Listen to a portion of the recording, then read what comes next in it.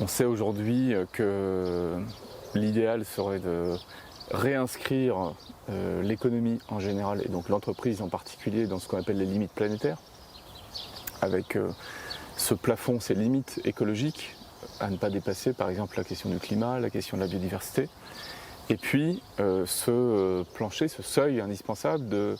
permettre à chaque humain, chaque personne sur tous les territoires d'accéder à minima aux services essentiels. Voilà, donc comment est-ce que c'est la théorie du donut qu'on connaît maintenant, qui est un concept très clair et très limpide. Donc pour se réinscrire dans ces limites, il y a tout un tas de choses à réinventer pour l'entreprise, parce que ça suppose de questionner le sens même de l'entreprise. Est-ce que dans ces limites-là, il y a des choses, par exemple, qui disparaissent? Est-ce qu'il y a des choses qui apparaissent? C'est en gros des choses dont on n'a pas besoin ou plus besoin ou qui sont vraiment pas prioritaires, d'autres qui le sont et sur lesquels il faut accélérer, et par les acteurs économiques entre autres. Et puis au-delà de ces questions du sens, il y a la question de comment on fait, donc comment on se projette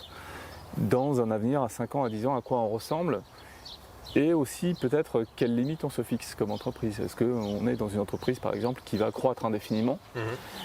ou est-ce qu'à un certain moment on se dira voilà, on a atteint une taille qui est suffisante pour la survie de l'entreprise, et peut-être qu'on n'est pas obligé d'être dans